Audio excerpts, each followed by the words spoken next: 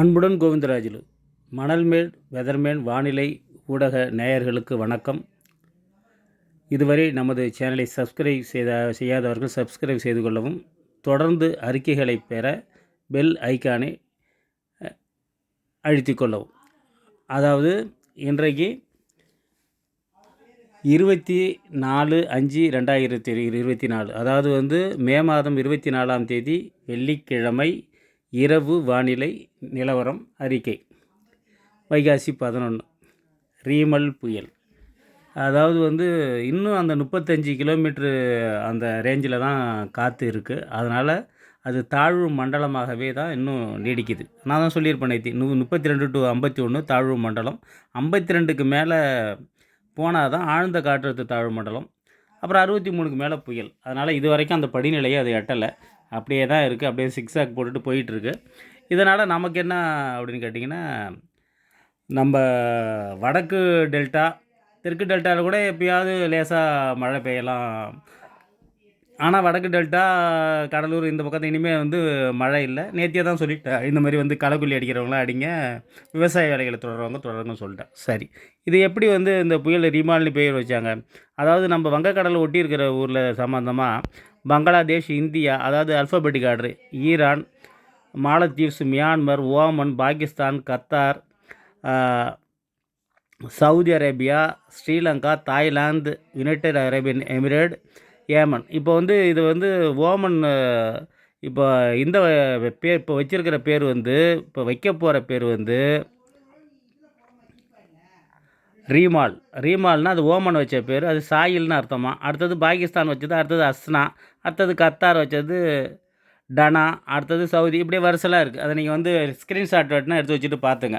அதனால் இதெல்லாம் ஆல்ரெடி கொடுத்துட்டாங்க. இத்தனை நாடுகளும் ஒரு 14 நாடு, 1 2 3 4 5 6 7 8 9 10 11 13 நாடுகள் இந்த பேரை பகிர்ந்துக்குது. ரைட்டுங்க. இப்போ ஓமன் வச்ச பேர் ரிமால், அதுக்கு சாயில்னு அர்த்தம்னு சொல்கிறாங்க. அது ஓமன் வச்ச பேர். அடுத்தது பாகிஸ்தான். அப்படியே அல்ஃபபெட்டிக் ஆர்டரில் அது அப்படியே வரும். அதுதான் அந்த புயலுக்கான பேர்கள். எப்படி உங்களுக்கு முதலே தெரியும் அப்படின்னு கேட்ட கேள்விக்கான பதில் இது. சரி, இப்போ தாழ்வு மண்டலமாக தான் இந்த புயல் நீடிச்சிக்கிட்டு இருக்குது. அடுத்தது புயல் இல்லை, இந்த சுழற்சி நீடிச்சிட்ருக்கு. அடுத்தது ஆழ்ந்த காற்றழுத்த தாழ்வு மண்டலமாக மாறணும். அதுக்கப்புறம் புயலுங்கிற படிநிலையை எட்டணும். ரைட்டுங்களா? இப்போ நம்ம தென் தமிழக குமரிக்கடல் ஓரம் நீடித்து கொண்டிருந்த அந்த காற்று சுழற்சி சுத்தமாக கலைஞ்சி போச்சு. அதான் க்ளோஸ்அப்பில் காட்டுறேன். ரைட்டு. அது கலைஞ்சி போய் அந்த காற்றா சேர்ந்து தென்மேற்கு பருவக்காற்றோடு சேர்ந்து அந்த புயலுக்கு அப்படியே நம்ம கன்னியாகுமரியை தொட்டுக்கிட்டு போகுது. அதனால தான் கன்னியாகுமரி, எஸ்பெஷலி கன்னியாகுமரி நிச்சயமாக மழை பெய்யும். அதாவது தென் கடலோர மாவட்டங்கள், கேரளா ஒட்டி மாவட்டங்கள் நேற்றி என்ன ஆச்சுன்னு கேட்டிங்கன்னா, சுத்தமாக இந்த சுழற்சி இருந்துக்கிட்டு காற்றை உள்ளேயே விடலை. அதனுடைய கட்டுப்பாட்டை வச்சு சுழற்சி கலைஞ்சி போச்சு. இனிமேல் கேரளா, தென் தமிழகம், அதாவது தென்காசி, கன்னியாகுமரி, தூத்துக்குடி, விருதுநகர், ராமநாதபுரம் இதெல்லாம் மழை பெய்ய ஆரம்பிச்சிடும். ரைட்டுங்களா? அது தொடர்ந்து மழை இருக்கும். வட கடலோரங்களில், மத்திய மாவட்டங்களில் இனிமேல் மழை குறைஞ்சிரும், வெப்பநிலை அதிகரிக்கும். அதாவது மத்திய மாவட்டங்களில் கேரள கடலோரம் உள்ள இந்த தேனி, மதுரை, சிவகங்கை அப்பப்போ மழை இருக்கலாம். தெற்கு டெல்டாவில் நாகப்பட்டினம், திருவாரூர் வெப்பசலன மழை எப்போ எட்டும். ரைட்டு. இதுதான் இப்போ வானிலை அறிக்கை நான் சொல்ல வேண்டிய முக்கியமான விஷயம். அதனால் தென் மாவட்டங்களில் மழைங்கிறது தொடரும். அதில் எந்த விதமான சந்தேகமுமே கிடையாது. அதனால் அவங்க ஏன்னா தென்மேற்கு பருவமழை ஆரம்பிச்சிட்டதாகவே வச்சுக்கலாம். ஏன்னா இது ஆரம்பிக்க போகுது. அது ஒரு சுழற்சி ஒன்று 27ஆம் தேதி அரபிக்கடலோரம் உருவாக போகுது. அதை தீவிரப்படுத்த போகுது. அதெல்லாம் சரி தான்.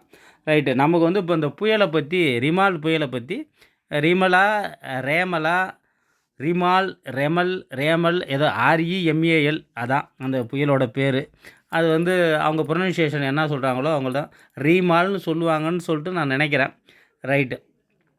இது இப்படியே இருக்கிறப்ப இதை ஒரு 15 நாளாக இந்த கோடை மழை ஒரு வரலாறு படைக்கும்னு சொல்கிறாங்களே, உண்மைதான். அது படைத்து ஏகப்பட்ட வேலையை கெடுத்துருச்சு.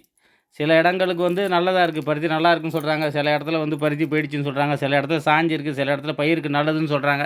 அதாவது பலதரப்பட்ட கருத்துகள் அதில் இருக்குது. அதில் எந்த விதமான சந்தேகமும் கிடையாது. இப்போ சுழற்சி இருக்கிற இடத்துக்கும் நமக்கும் கிட்டத்தட்ட 1260 கிலோமீட்டர். நான் வந்து மயிலாடுதுறை என்னுடைய பகுதியை குறிப்பிட்டிருக்கேன். 1260 கிலோமீட்டரு. சுழற்சி வந்து இப்போ எவ்வளோ வேகத்தில் 25ஆந்தேதி போகணும்னா அதாவது நாளைக்கு மாலை, இது நான் வந்து மேப்பில் எடுத்தது, 59 கிலோமீட்டர் கிட்ட ஆழ்ந்த காற்றழுத்த தாழ்வு மண்டலம் புயலாக மாறிடக்கூடாது. நாளைக்கு மாறிடும். நாளைக்கு 26ஆந்தேதி அது கிட்டத்தட்ட நெருங்கி 26ஆந்தேதி மாலையில் அது கொல்கத்தா, மேற்கு வங்கம் அல்லது இதில் வந்து கரையை கடந்துடும். இது வரைக்கும் 35 கிலோமீட்டர் ஸ்பீடில் தான் போயிட்டுருக்குது. சுந்தரவன காடுகள் இல்லை கொல்கத்தாவில் அது கரை கடக்க போகுது. அது வந்து ஒரு தீவிர புயலாக ஒரு 115 கிலோமீட்டர் ஸ்பீடில் அது போகும். நிறையா மழை, இப்போயே மழை அங்கே பேஞ்சிட்ருக்குன்னு சொல்கிறாங்க. நிறைய மழையை கொடுக்க போகுது. அதனால் வந்து அதில் வந்து ப்ரெஷர் வந்து 996 கிட்டத்தட்ட வந்துருச்சு. ஐசோபார்னு சொல்லுவாங்க. 1080 இருக்கணும் கிட்டத்தட்ட.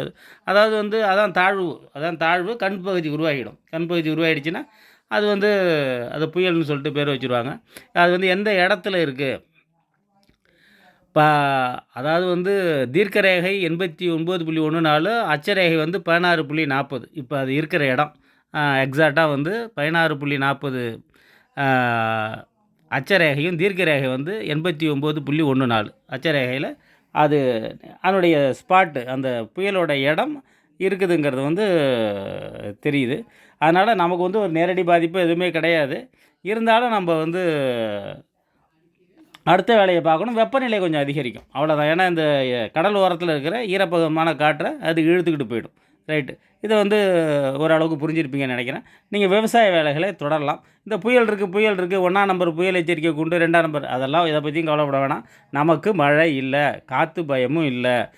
அதாவது வந்து மீன் பிடிக்க போகிற மீனவர்களுக்கு கடலுக்கு போகக்கூடாது நிச்சயமாக. அவங்களுக்கு இருக்குது. இப்போ வந்து க்ளீனாக போட்டிருக்கு. இதையும் ஸ்க்ரீன்ஷாட் எடுத்துங்க. இப்போ வந்து ரிமான்ஸ், அஸ்னா, டஸ்னா, அதாவது இப்படி வரிசையில் புயலோட பேர்கள் தொடர்ந்து வரும் அப்படிங்கிறதுக்காக தான் அதையும் ஸ்க்ரீன்ஷாட் எடுத்து வச்சிங்க. இப்போ நம்ம தெரிஞ்சுக்க வேண்டிய விஷயம் 1260 கிலோமீட்டர் தூரத்தில் புயல் இருக்குது. ஈரக்காற்றை இழுக்க போகுது, அவ்வளோதான். பாக்கிப்படி ஒரு பெரிய விஷயங்கள் இல்லை.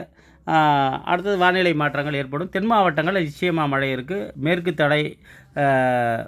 தொடர்ச்சி மலை யோர மாவட்டங்களில் நிச்சயமாக நல்ல மழை. மேற்கு தொடர்ச்சி மலை மாவட்டங்களில் நிச்சயமாக நல்ல மழை இருக்குது. கன்னியாகுமரி, எஸ்பெஷலி கன்னியாகுமரி நல்ல மழை இருக்குது. புரிஞ்சிருப்பீங்கன்னு நினைக்கிறேன். நன்றி, வணக்கம்.